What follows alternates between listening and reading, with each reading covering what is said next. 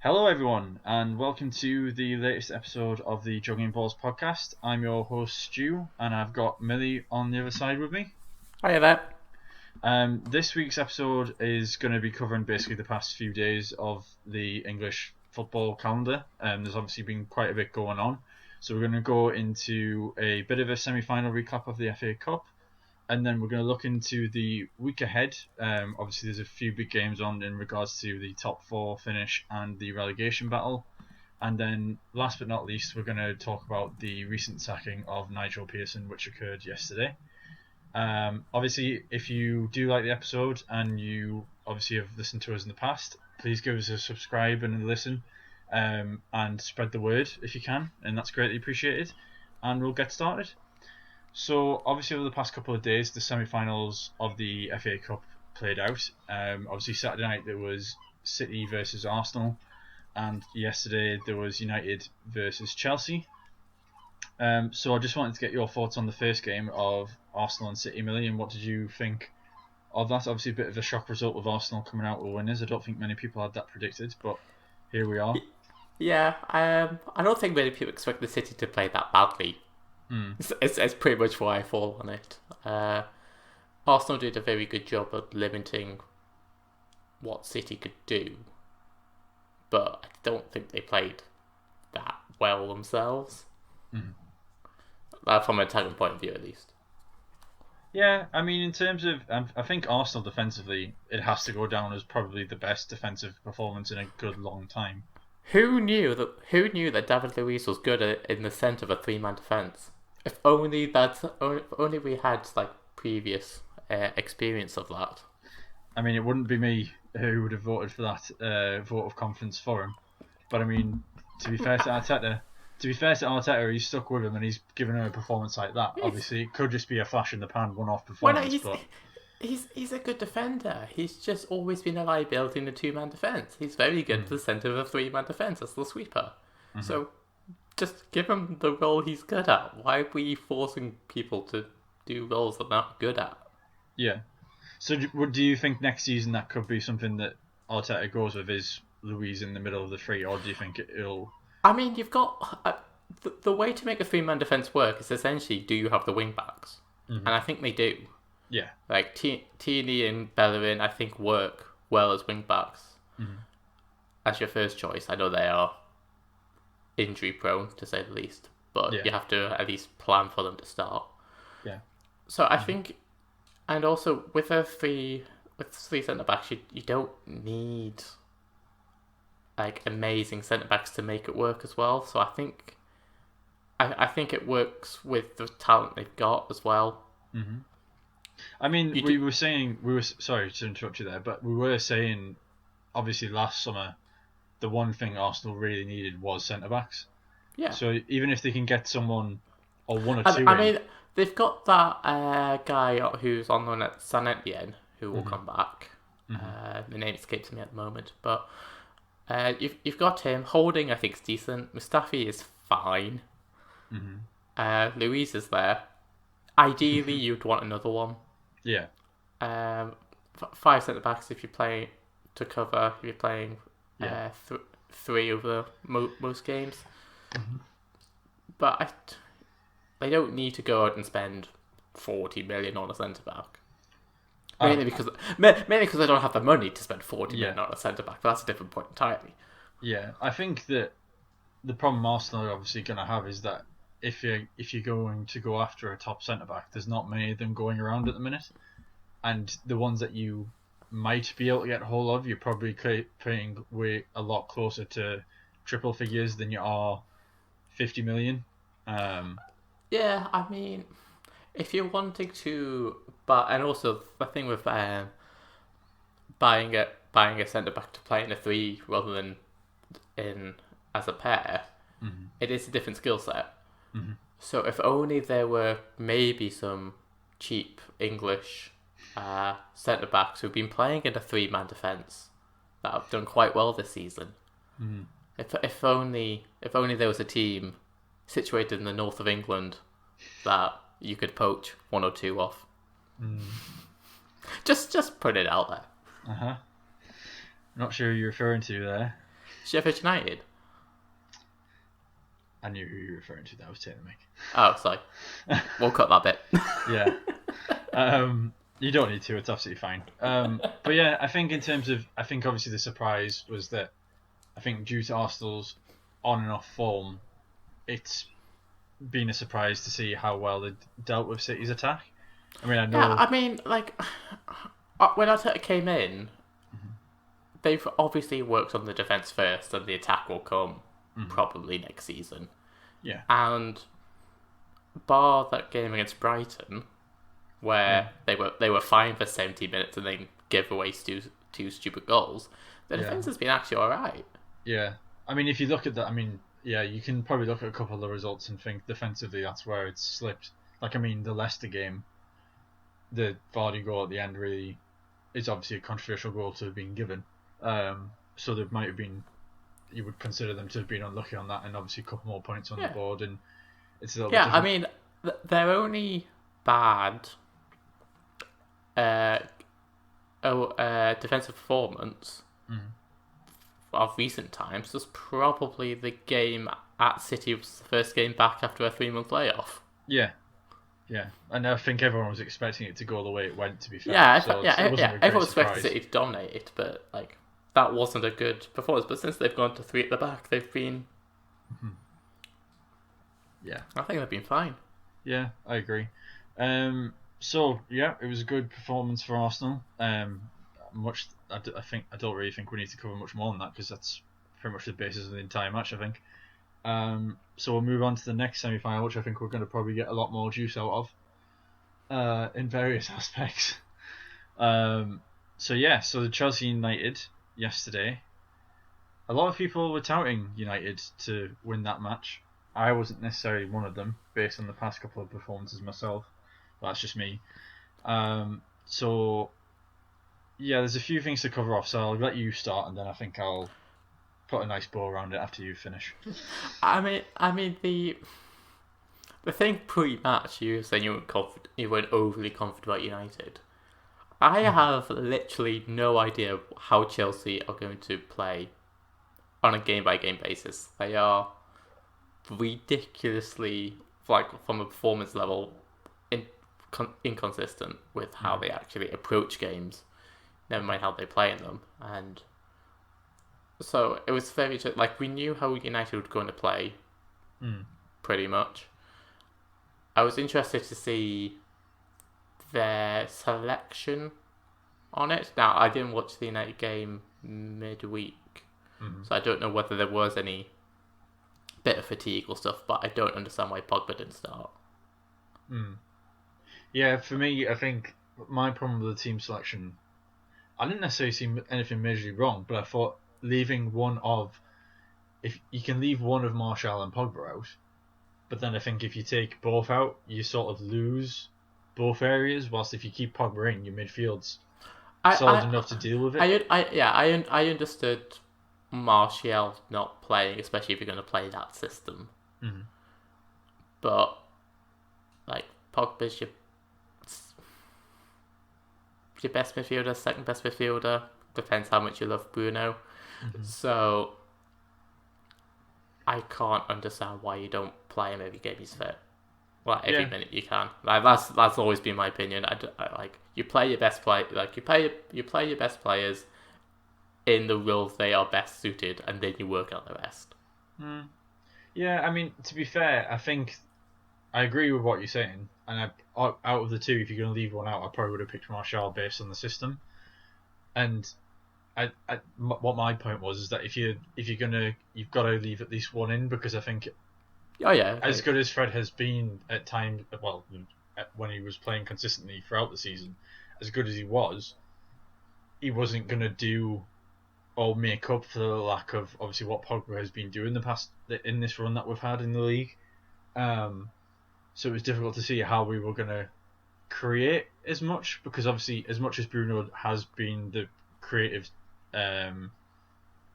like the main playmaker in terms of setting the forwards up, it was difficult to see how he was going to do it with the way Chelsea had structured themselves.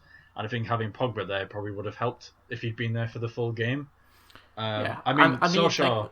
Sorry, Solskjaer will say he was. He probably won't admit it, but he would probably openly say to somebody that he was keeping him out to keep him rested for the West Ham game, because obviously that's probably the more important to the guy upstairs, Ed Woodward, is that we make sure that we're in as good a position going to that Leicester game for the Champions League spot.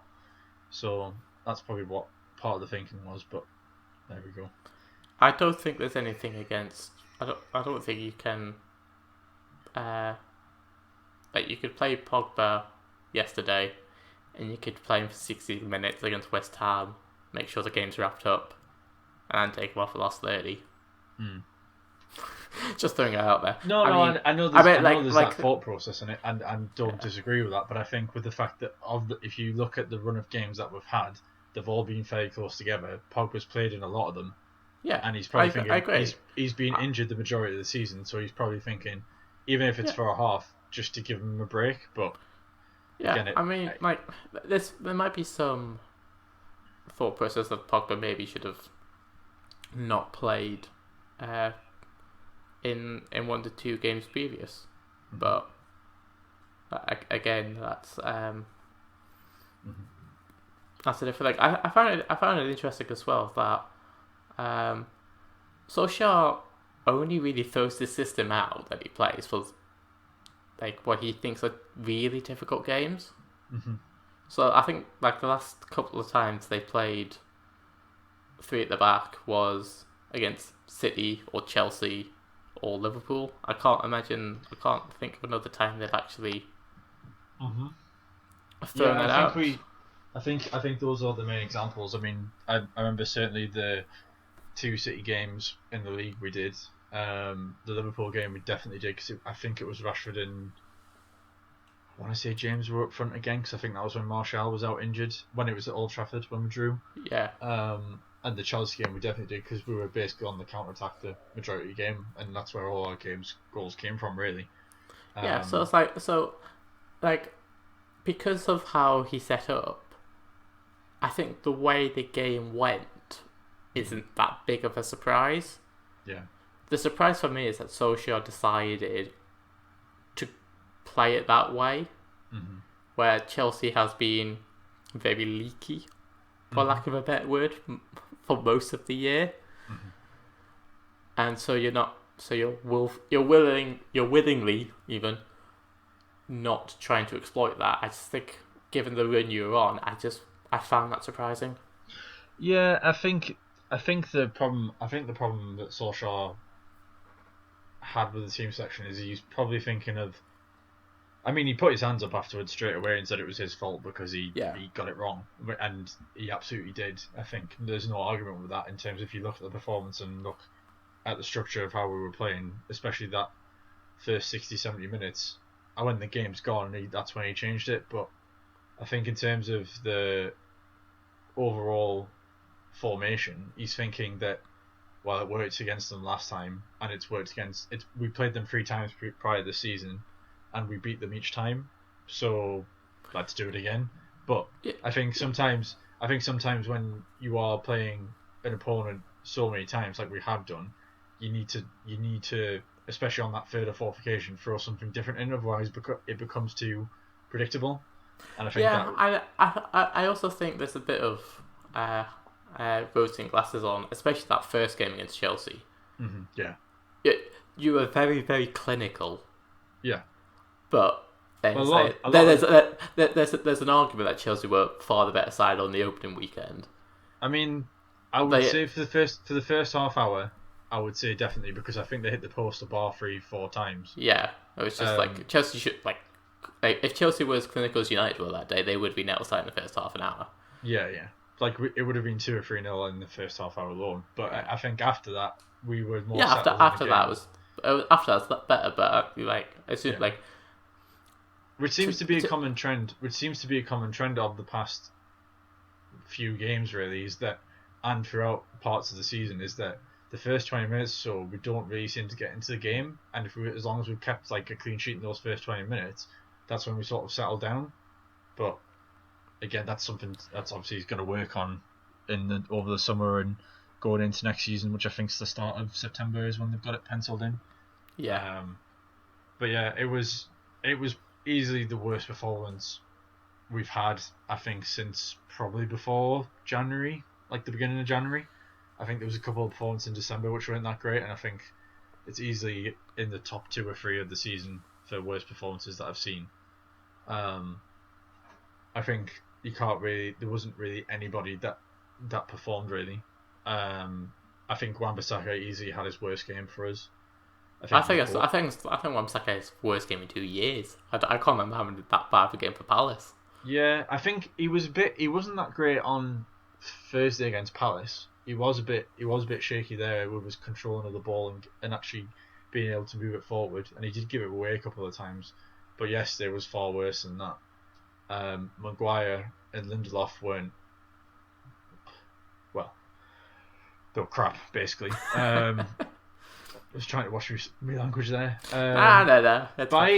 Bailly again just seems to just. Bailly just gets injured. That's the problem. Yeah. Like, I was really happy he was playing, and then he's off for 40 minutes. The problem is though is that like Bailly's almost done Social a favour by getting himself injured in those games, so then he has to take him off anyway when he was going to probably take him off at half time. It's like there's a handful of moments when Bailly's been given the chance and then he's either done something stupid or he's got injured. It's like the PSG game, we were getting absolutely battered in the first half hour because Bailly and Young couldn't sort themselves out, and then he took Bailly off and put Delort on the right and put Young at left centre back, and we were all right. I say we were all right.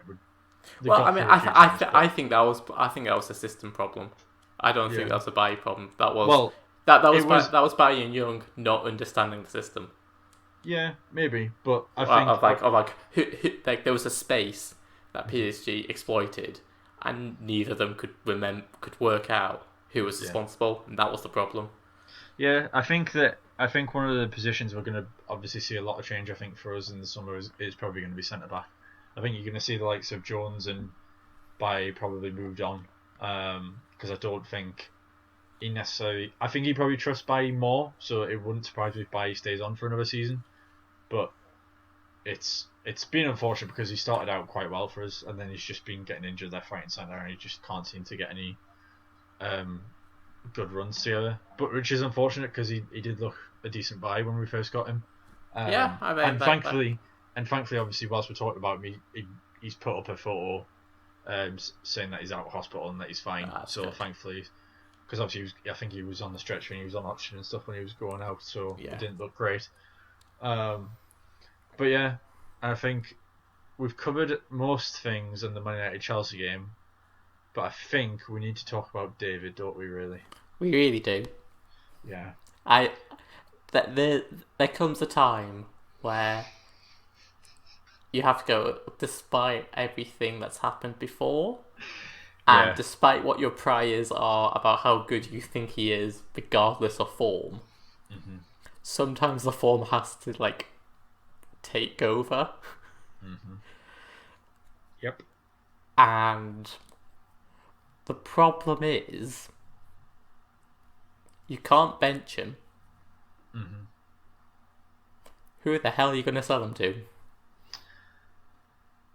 I think there will always be. I think with De Gea, it's hard to describe how I feel about it because I'm so conflicted on any given day because of obviously his history. But then I have to remember I always have put the start of his sort of, in quote marks, decline in form from being that 3-3 Spain-Portugal game in 2018 World Cup, because after that he's been shaky as anything. Yeah, and he's been liable to mistakes, and it's so.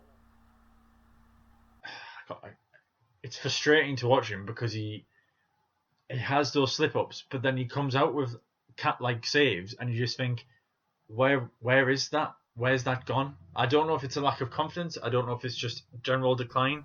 Like we've seen keepers in the past who were solid as a rock and then literally just turn into the complete opposite and just leak goals left, right, and centre.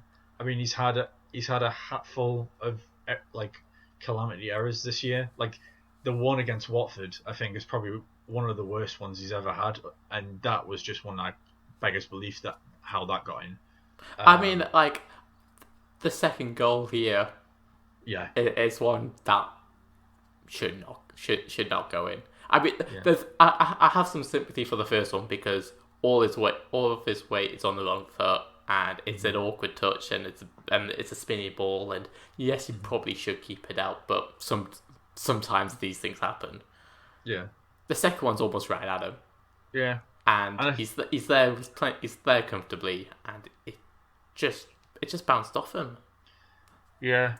And the frustrating, I think the frustrating thing at the moment with De Gea is, for me, I keep having those moments where I go, it just feels like it's coming to that time where we've got, well, not either, we've got I think he's probably he's going to start thinking that he needs to cut loose and go somewhere else and have a fresh start somewhere, because the errors are just building up. And I think that there's not many clubs that are going to probably come in for him, but I don't think it's going to stop people necessarily coming for him, even though he's not had the best couple of seasons, because I think a fresh start probably could do him the world of good. Who that club would be at the moment, I don't really know. I think obviously it depends on where other keepers go. I think I think maybe the likes of Atletico might be interested in him, considering that Oblak might be going to Chelsea. But again, that's all dependent on whether those transfers happen or not, because he's not. And also the Chelsea one's probably on whether they can find somebody to ship Kepa off to for at least a year. I don't think Chelsea can sell Kepa based off the contract and stuff, but they need to ship him back to Spain for a year or two and get Oblak, and then there's a gap out there to go through him. Yeah, there's always going to be clubs that can come in. It's just whether or not they're able to match the price and the wage. Obviously, I think that's the issue we had when we were getting rid of. I'm not saying he's as bad as Sanchez, but I mean, Sanchez is the problem with his wages as well. Sanchez comes back, doesn't he? Sanchez wasn't a transfer. Sanchez was just a loan. I think Sanchez is coming back, but what I mean is that what my point is about Sanchez is that we've had difficulty getting rid of him permanently because no one wants to buy him. People because of his wages. So. Yeah, it's all about how much of the salary are you willing to eat yourself. Yeah. I mean, the saving grace for United is that Henderson has looked pretty good this year. I think there's a solid case if there were European Championships that he should be at the very least in the England squad. Yeah. I wouldn't be against him being the number one for England, but I know Southgate won't make that call. Yeah, I think that my problem with Henderson isn't with his play, because his play has obviously been absolutely tremendous for the first season. I mean, Sheffield United finishing in 7th or 8th this season, I think, well, top half even, I think is indicative of obviously what that defence has done this season, what Chris Wilder and the team as a whole has done. I think the problem I have with Henderson is whether he's going to be able to cope with obviously there is a pressure that comes with being Man United goalkeeper, and this is going to sound a little bit ridiculous, but I'll get to my point in the end. But basically, the whole thing, obviously when you're at Sheffield United, there's a lot more chances that are going to come through to you, and there's a lot more, you're going to be more actively in the game, so realistically you're going to be more involved in it, and there's going to be more saves that are going to make you look better. The bigger clubs, I'm not saying United are at that point at the moment, but obviously it's where they're aiming for. To be a top keeper, it's not necessarily about making saves throughout the 90 minutes. The top clubs, you generally only have to make 1 or 2 saves throughout the game, and it's about being on those points. And I'm not sure at the moment with Henderson, because there have been games when he's been out of it, and then he's had to come into it and make a save, and he's fluffed up. I'm not sure if he has to do that consistently. I'm not saying next season that's where United's defensive capabilities are going to be, because I don't think there will be in the first couple of seasons, but eventually he's going to have to be at that point where he might be not in the game for 70 minutes, and then he's going to be getting bombarded with shots for the last 10-15, and I'm not quite sure yet if he's at that spot. That's why I was, up until this point, I'm less sure now, but up until this point I was sort of advocating him going back for another season and seeing how he does when Sheffield United have a bit more to do. In an ideal world, Henderson would be back would stay at Sheffield United for another year. I agree with that. One thing I do want to pull you up on though. So I've just got it up here. Dean Henderson has had 124 shots on target against them this year. Mm-hmm. How many do you think David De Gea has had against them this year? I would imagine it's pretty similar. I would imagine it's similar, or it wouldn't surprise me if it was around the 24 mark. Because it's 120. How many's Henderson had? 124. And there's De Gea's 4 in 120. It. Yeah, there's 4 shots on it. So like I know there's a thing of at the top end you have less to do, but like United's defense isn't bulletproof. I think you'll be busy enough. And I did say that I don't think they are going to be there in the next couple. I don't think for the next season or so that's where they're going to be.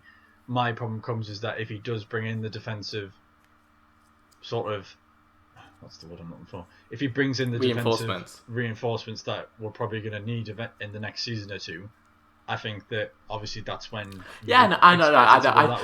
I fully get your point. I was just saying, like, it is one of my bugbears of people that top clubs automatically have a great defense. I'm like, well, sometimes they don't. No, I understand it 100%. And to be fair, that doesn't surprise me because that defense this season. Sheffield United's defense has been brilliant. So like, I'm talking about Man United at the minute. Like, it doesn't surprise me that we've had that many, obviously, attempts on our defence because that first half of the season we were not necessarily conceding 2 or 3 a game, but we were conceding a lot of chances, and that's why we were slipping up. So, yeah, it doesn't surprise me that those totals are similar. But I think if he goes with Henderson next season, I'm not necessarily saying it's the wrong call because I think with the way De Gea's dipping, it might not be. I don't think it's necessarily the worst idea, and Henderson has said that he's ready for it. So he's obviously confident in himself. So it's not necessarily a case of I think he's setting up for a fail. Those are just 1 or 2 concerns I have in my head because of him being so young and only having 1 season in the Premier League. But sometimes that's all you need, really. Yeah, he's got enough experience now. So yeah, my thing with keepers is you don't want to be a season too late changing them. I like when Liverpool were going through this with Karius and Mignolet. The thing of we can't change it is because there wasn't the budget or there wasn't a keeper out there to get and plug in. That's just like what we'll have to do. I think we've got some evidence that Henderson at this present time is performing better than De Gea. Yeah. So I think you kind of have to do the switch. Yeah. I agree. In the perfect world, then the performances would be level for this year and for most of next, and then there'll be a slight overtake, and then you go, oh, okay, he's had 2 years in the Premier League, he's got the experience, he's performing as good or a slight better than De Gea. In you go. It's a year earlier than the plan probably was, but I don't think just because it's a year earlier than the plan doesn't mean you don't still do it. Yeah, no, I agree. Right then, so moving on from that, because I think we've spent enough time on that performance yesterday, we'll go into obviously a couple of quick round things. So obviously with this big week ahead for the Premier League, it's the last week of the season. Already, good lord. I know, before we go into obviously but it just came back. I know, it feels it's gone by quickly, hasn't it? But I think that obviously it's the last week of the season before we go into obviously the FA Cup final the week after, and then it's the Europa League and Champions League, which obviously I think we'll have a few podcasts on. That's going to be so much fun. Yeah, I can't wait. So in terms of your predictions or crystal ball guesses, who are you seeing? Who do you think's finishing in the top 4? As someone who has a pre-season ticket on Leicester finishing in the top 4, I I am nervous. I can't bet against United. It's really annoying. Especially that game in hand against West Ham. West Ham are now safe, which I think helps matters a lot. United will come out and will want to win. West Ham won't be as up for it, I think. So I think United win that, which puts them 3 points ahead of Leicester. I can't see. So I am right. It's United Leicester, isn't it? Last game. It's at Leicester as well. It's at Leicester, but I can't. With the way United are playing, I can't see them losing that game. Yeah. Which is a shame. Yeah. For the other one, I think Chelsea have got it. I can't see,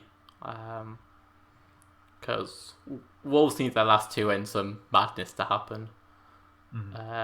Spurs can't get there, so yeah, I think Chelsea's the other one. Yeah. I can't see, like, the only way Chelsea don't make it now is Leicester beat United, United beat West Ham, and Chelsea lose their last two. Okay. I can't see Chelsea losing their last two, essentially. I've seen, and I think Chelsea, for definite, a third. I'm less confident on the fourth position. Actually, in all fairness, I have just actually double checked. I forgot Chelsea played Wolves last game. Yeah, I thought Chelsea had an easier last game. They might actually lose that last two. Yeah, I think I've put them down to win one of them, which I think is obviously enough. That'll probably beat us, to be fair.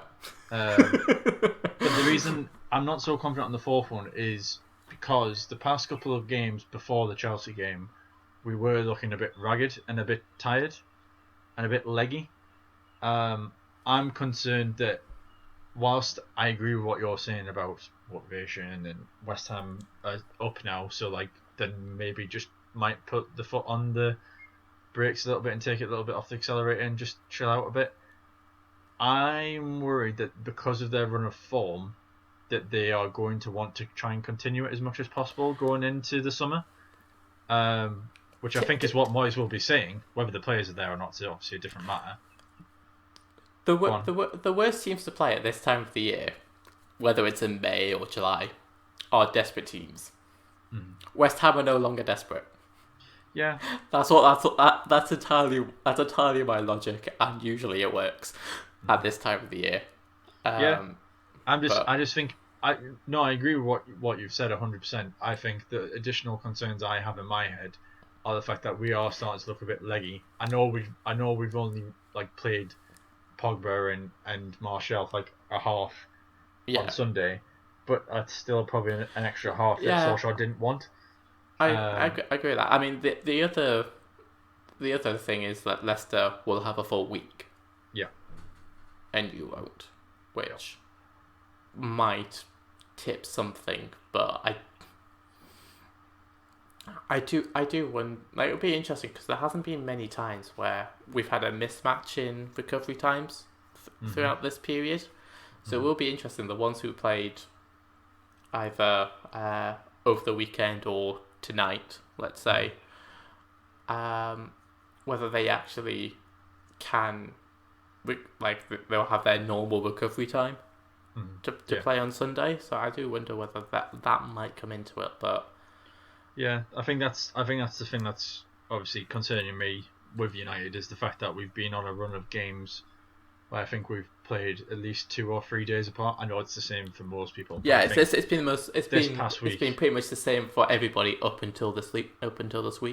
Yeah, which is why I wonder now whether there might be something. But we played Monday, Thursday, and Sunday, which I don't think we'd had a week like that. I think we'd always had at least 3 days in between one of the games. But yeah. But you could see from the Southampton game we were looking a little bit leggy, and then Palace even more so, and then I think Chelsea you could probably put a little bit down to Fati, but obviously it was down to the system selection more so. Yeah, I mean that's like so I think obviously against West Ham it'll probably be back to normal service in terms of who he picks in a more normal first team squad, especially if Williams Williams played yesterday, but if Shaw's back as well and Greenwood's back, I think it'll obviously be that main squad he's picked 5 times in a row. So I am going with Chelsea and United, but the United is a little bit less confident, I think, than what you've necessarily put down. Not to get bogged down in systems again, but Leicester for the past few weeks have been playing 3 at the back. Yeah. Do you think Solskjaer will match up, or do you think he'll go with the side that he's been playing for the past 3 weeks? I think he'll go with the side that he's playing the past 3 weeks, because I think he's seen the Chelsea. Well, I say this, but it's not like Leicester have the squad that Chelsea does, and they've had to play a couple of youngsters on the wings, so it might actually work out better considering they've got Morgan, Evans, and I can't remember who the third centre back was. And they're not exactly the quickest, and you could probably get at them with pace. Whilst with Chelsea's team, you're probably not looking at that as big not really an advantage at all. So possibly you might play the same system, but I'm not 100% sure. I think it all depends on what happens with West Ham in terms of who comes through. Yeah, I think I might as well. Like if you beat West Ham and so you only need a point, then I think that might change it. But yeah. So moving on from the top 4 then. Just quickly, do you think any major surprises on relegation, or do you think it's all done and dusted now? I've been slightly surprised with how well Villa have played over the past couple of games, because I thought they were gone. I think they have a quick check on what Watford's last 2 are. I don't want to make Watford's last 2 were City and Arsenal. Oh Christ, yeah.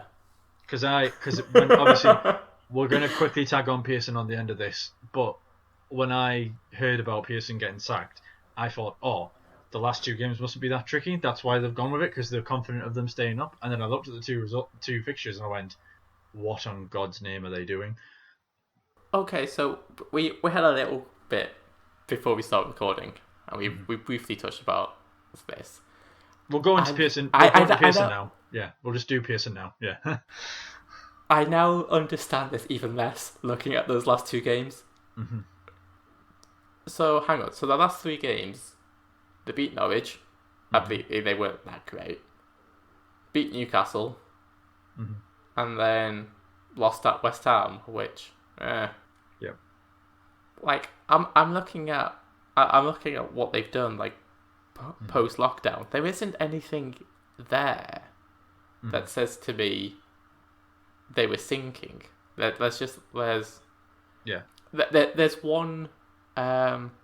one result in here which I think they would like back, and that's it. Yeah. Well, let's put it in the perspective of this for Pearson then. When he joined Watford as their 3rd manager of the season after 15 games, they were on 7 points. They were cast way far back on anybody, and no one thought, Watford are probably one of the 2 that are going down alongside Norwich. And even Norwich were still in with a shout probably at that point. And then he's got them from that to not necessarily pretty much all done and dusted. I mean, I would be surprised if Villa were able to turn it round. I mean, there isn't anything stopping them from getting a couple of draws, but they've got to obviously win probably both. Well, they have to win both of them to be 100% certain, I think. But like, I think Bournemouth are down, unfortunately. But yeah, I think for Watford to be in the position that they're in going into 2 games, yes, granted the 2 games are City and Arsenal, but to be in this position after 7 points from 15 games, I think the job Pearson's done is nothing short of brilliant. So like, why they sacked him, I don't have a clue. Watford, like, I don't want to get all statistical and nerdy on you, but Watford's overall metrics about their chance quality and how well their defence and stuff are fine. They're like they are a lower mid-table side, but the way they've played this year has been fine. I mean, they were fine. They were at that level when Pearson came in, and he has kept them at that level. And because of random variation of results, it has made them better and got them more closely to where they should be in the table. But it's an unnecessary roll of the dice for me, and I can't understand why they're doing it. Yeah. They must be really worried that Villa are going to get something out of their last two if they're doing this. Mm-hmm. And Villa have got hope to also wait West Ham. Mm-hmm. Given how, especially Arsenal's defence, so we talk about how well they've been playing. Mm-hmm. I can't imagine Arsenal. I think Arsenal will win that. So you are scared that Villa are going to win and claw back 4-goal difference on you of the last two games. Well, I think the worry now I have for Watford is the fact that they're playing Arsenal and City, and they could be walloping in either one of those, and that's where obviously the concern comes in. The City one's the concern. Yeah. Because, like how I said on the podcast that will be lost forever, about you don't want to play, especially City, the game after they've just been wound up essentially. Mm-hmm. That's not the game I would have picked for Watford to get right now. I think away at Arsenal won't actually be that bad because Arsenal might rest some players for the cup final week after, especially they're playing. They played Saturday, Tuesday. Okay. They might rest some people. I don't know how often some of them be playing, but I can imagine a couple of theirs might be rested. So away Arsenal might actually be an alright game to finish on. It is that home City one, and it might depend on how well City play, just how clinical they are on the day. So based on that, then, who do you think's staying up out of the three? I'll say Watford stay up, but I have about 1% faith in it. I don't want teams to get relegated, but I'm really struggling to see it. If you weren't going to keep him past the season, that's fine. Just get rid of him at the end of the season. Don't do it 2 games before. It makes no sense. I kind of want to backfire on them just because this literally makes no sense. Yeah. Well, I think Watford probably will stay up, but I'm just gonna, for the sake of being different, I'm gonna pick Villa. I think for some reason they're gonna just pull something magic out of the hat, and Watford are gonna regret the decision that they got rid of the manager. Yeah, I mean, it might be tomorrow and Watford get battered 7-0 or something. Be like, oh well, they're down. But and that's the thing, because if Watford get battered, Bournemouth come back into the equation then, even though their goal difference. Actually, what is Bournemouth's goal difference? Do we know? Watford's -23, Villa's -27, Bournemouth's -27. Yeah. So Bournemouth come back into it with a walloping, and Villa, obviously, if they get a result at Arsenal, then it puts them in the driving seat going into that last game, really. Watford are a thrashing away of being catchable. I don't think if they weren't playing City, I wouldn't think the goal difference would actually come into it. Four goal. I mean, I suppose if you win and they, so if you lose and they win, that's already 2. Yeah. Maybe, right then. But right then, well, we'll leave it there. So thanks very much for listening to the podcast. If you've got this far. So if you do listen to us, we are on Spotify, iTunes, other podcast places, and we're on YouTube as well. So give us a like, share, and subscribe on there if you've listened on there. And we've got some episodes coming up over the next week or so. I think next week we'll probably have a end of season review. We might do what we did last season, do a team by team review, which was quite a chunky one, but it was quite good fun to me. Do we have the time for that? Yeah. So we'll see if we've got time for that. But we'll figure something out, I'm sure. And then after that, it'll be probably covering whatever news comes out, really. And we'll go from there. But yeah, getting back up and running for a weekly show, I think, is probably the way forward. And we'll speak to you soon. So we'll leave it there, and I'll see you next time. See you later, guys. Bye, guys.